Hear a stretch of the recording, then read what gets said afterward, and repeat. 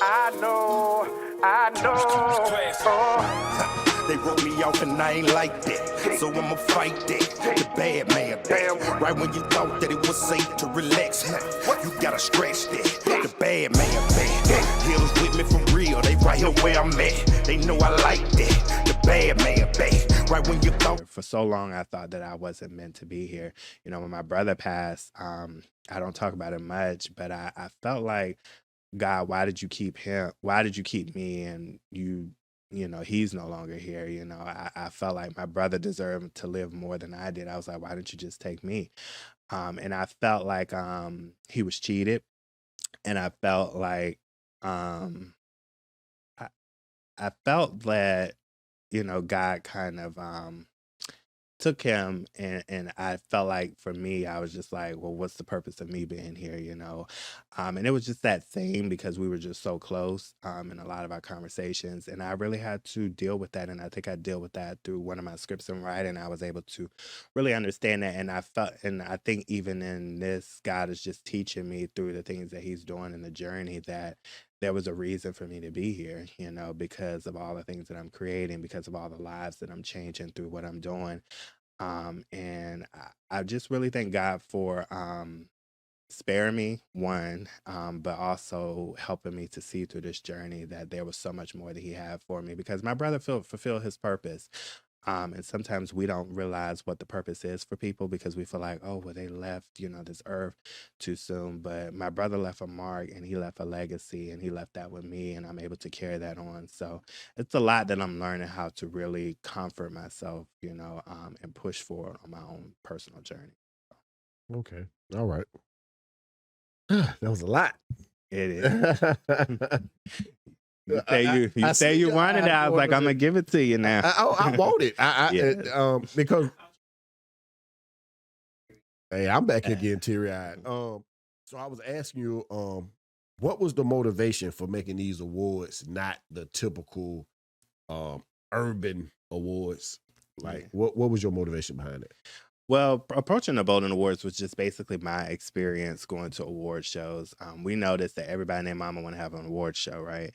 But to me, it's all about the significance and the impact, you know, as well. I do so many things in the creative field. I actually went to an award show, and I never forget my experience going to an award show here in Atlanta in 2019. And the experience was just bad. You know, you go there, and sometimes you'll go in, and me being new to Atlanta, people wasn't aware of what I did.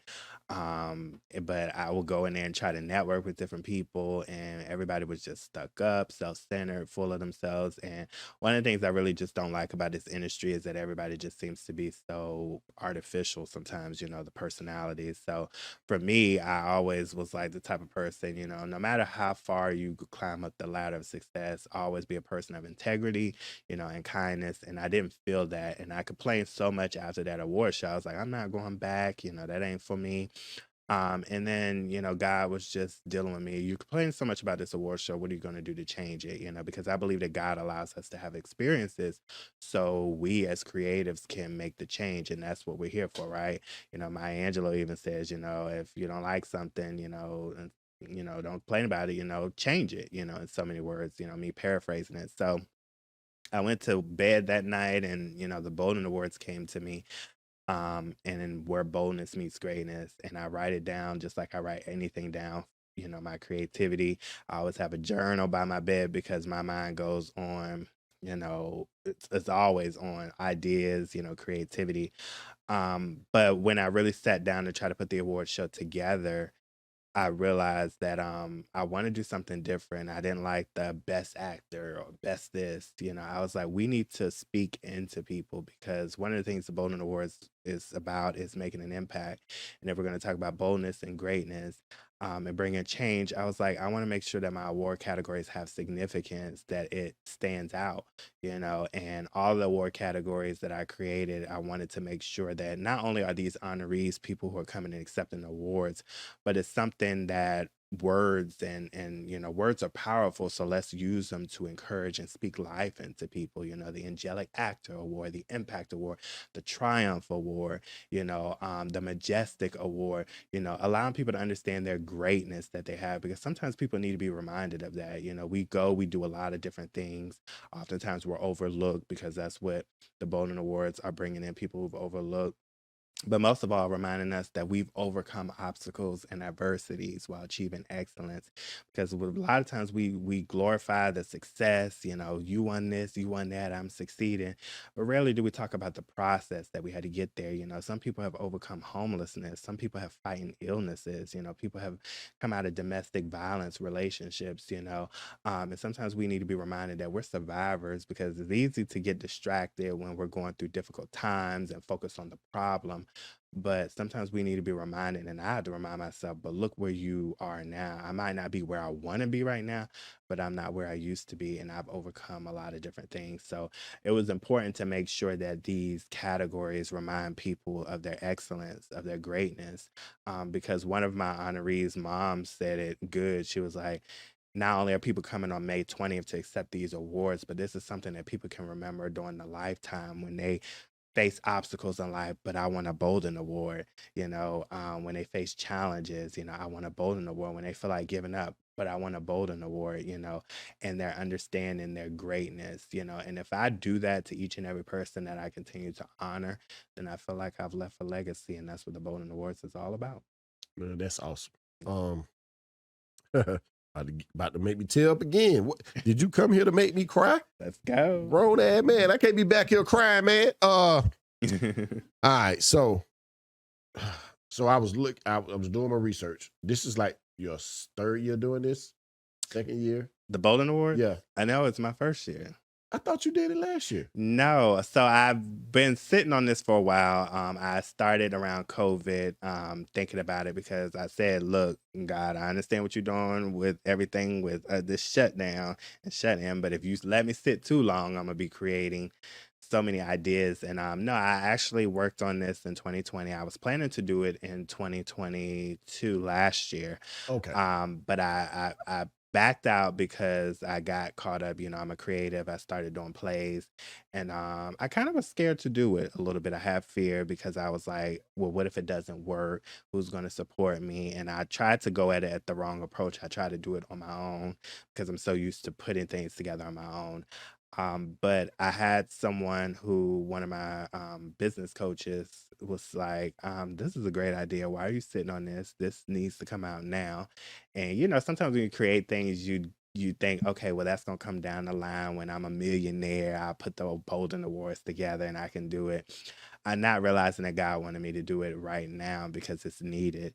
So yeah, I put the logo together. Everything was kind of created around 2020, but it didn't really come to full fruition, and you know, and me putting it out there until 2022, and I was like, it's gonna have to come out in 2023. And I thank my business coach so much for it, because I feel like, that was just God saying, no, this is needed right now. After everything that we've been through with COVID, and we see a lot of different things, sometimes we just need some encouragement. And this award is gonna stand out for so many of the rest, because of the type of people who are coming together, the diversity, the inclusivity, but most of all, the inspiration and the empowerment that comes, because not only are we awarding people, we're educating people. We have amazing speakers who are coming in speaking on mental health awareness.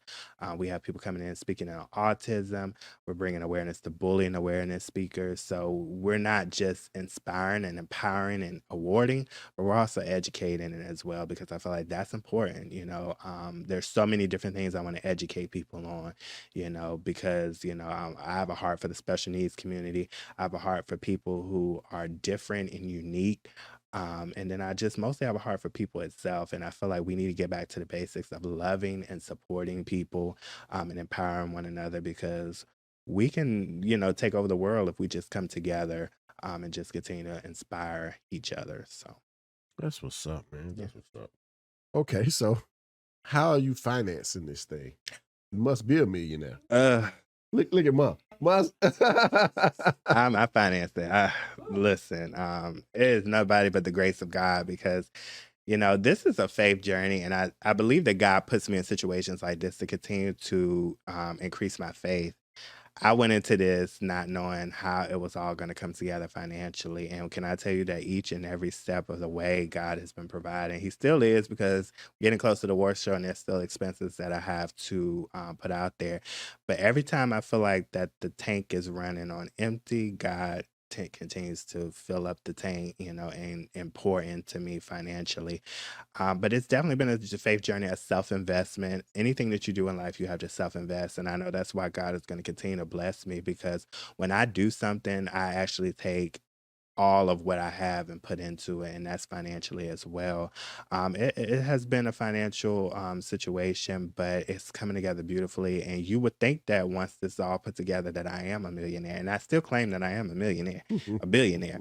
But if you don't invest in yourself, then how can you expect anyone else to invest in you? If you don't believe in what you're putting out there, how can you expect everybody else to believe in me? And I think the reason why so many people are excited and want to be a part of the Bolden Awards is because they see the excitement in me. They see the investment that I'm making, from the programs to the decor, to the awards, to so many different things that I'm putting together. When you leave the Bolden Awards, you're gonna feel like that you just went to the Grammys, to the Emmys.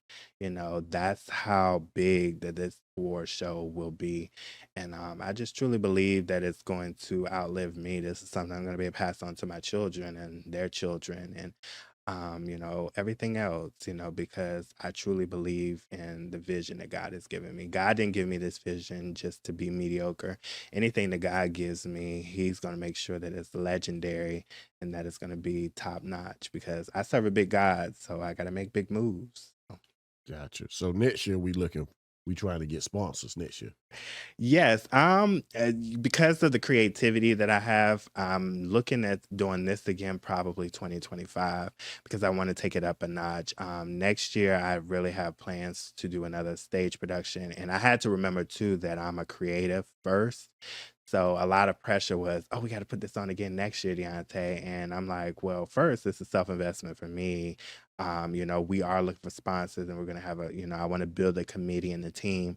But I also have to remember that, my drive also comes from playwriting and filmmaking. So everything that I do, I put my all into it, and I don't want to put the pressure of, oh, I got to do this again, because May gonna roll around again soon, right? Mm-hmm.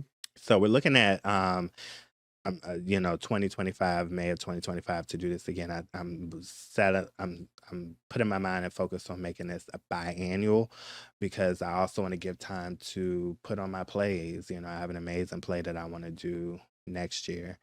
And then I also want to do another film next year. So it's giving me time to also be creative and then come back and build this even better, because once you see this in May, we got to top it, for the next one. So That's what's up. yeah. So what's the plans for this year? You got a band lined up, you got a taco bar. What we got going on?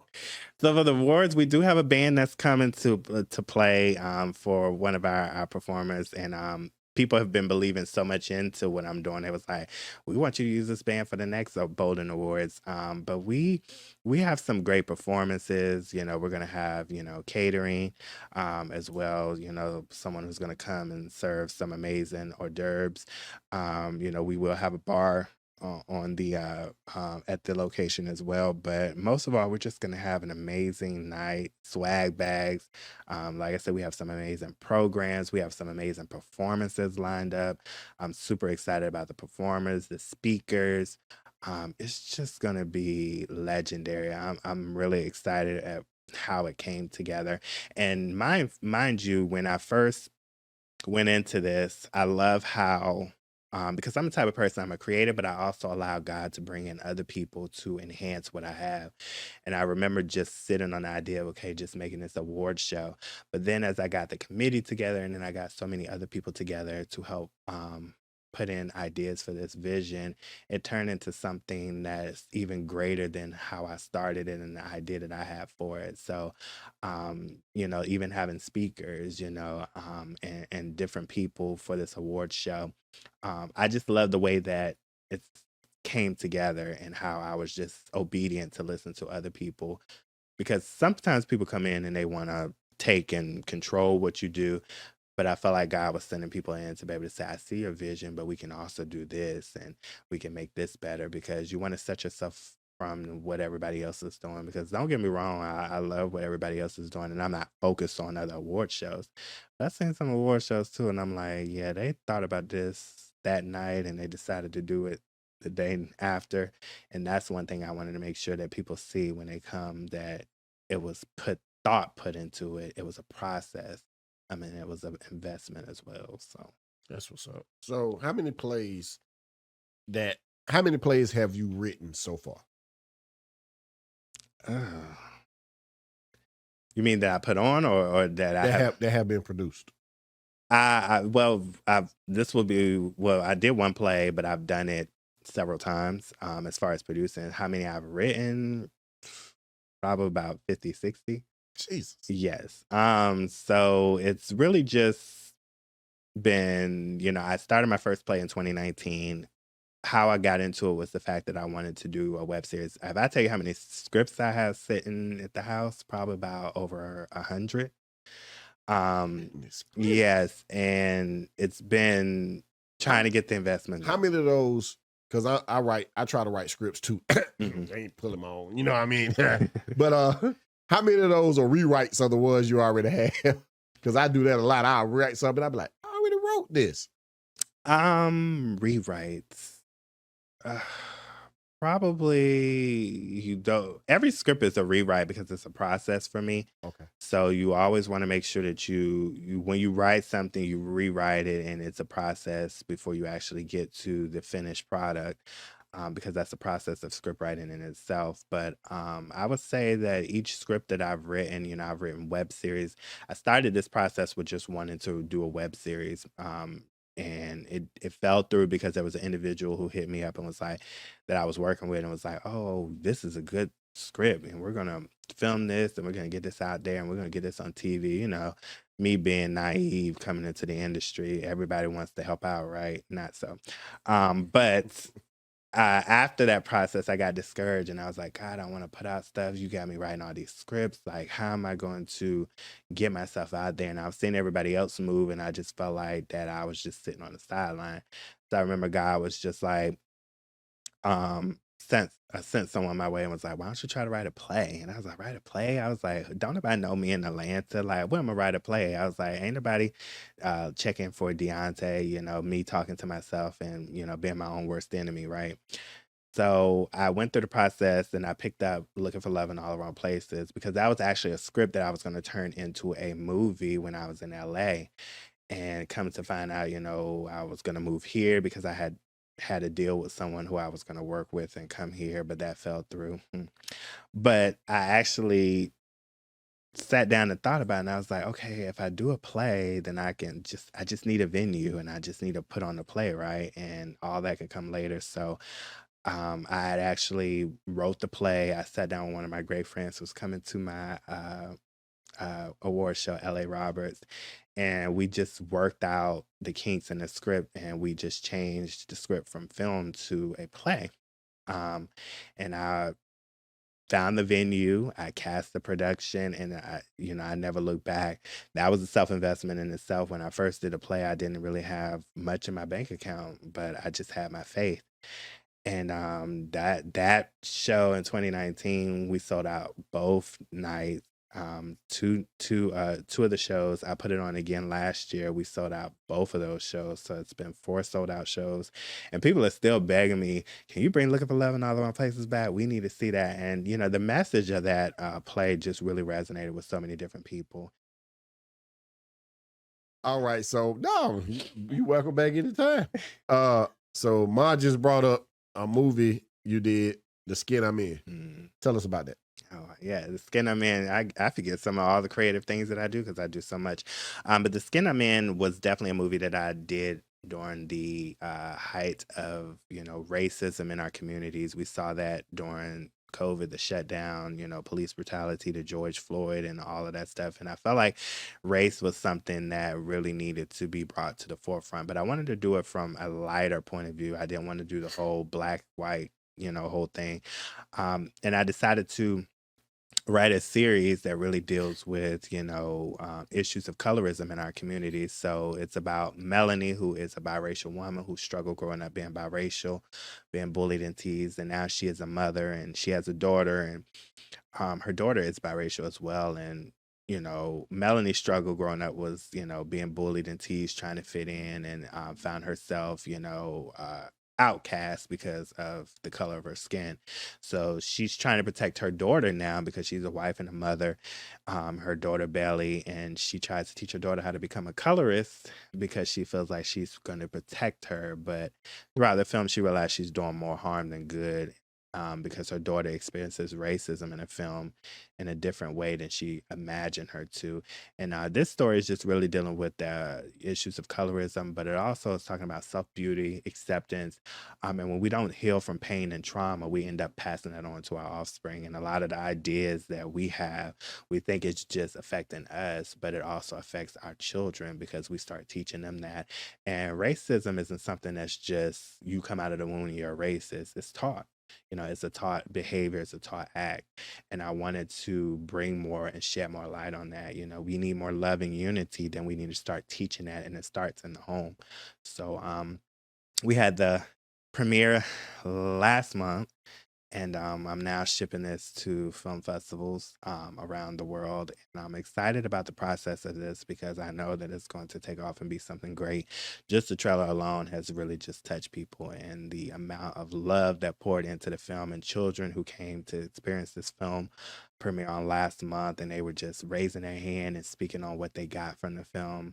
It's just an amazing, experience, and something that I just can't put into words. I really just truly thank God for the gift to be able to write, to inspire, our children and the generations to come. So outstanding. yeah. All right, man, I'm gonna get you out of here on this.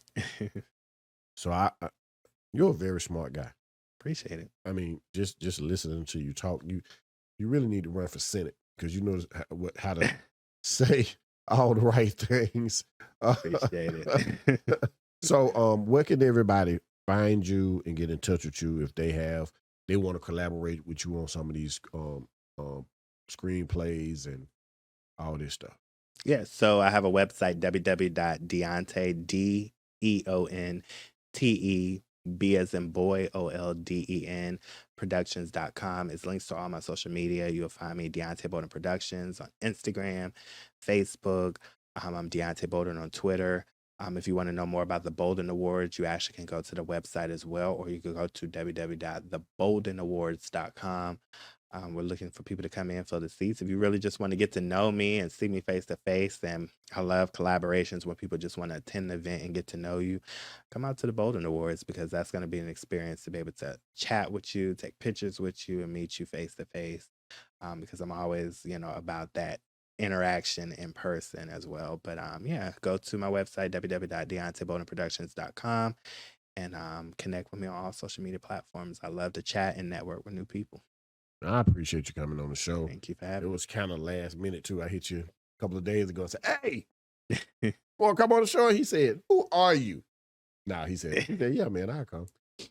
We're gonna have you back. Okay. And we're gonna have to set up somewhere where you can come in and you can interview some of the people that you've had in plays and stuff like that. Okay. Have you come in and host your own show, maybe. If I know the neighborhood kind of bad, but that's to keep the riffraff away. Oh no, it's fine. I'm all about different places, different areas, so I'll definitely be back. See, that's that politician talking. I love everybody the same. That's that politician talk. Well, this has been Big LAC Show. Thank you, Mr. Bolden, for coming through again. Thank you for having me. Thank you, Ma, for coming through with him. He brought his bodyguard. And we out of here, man.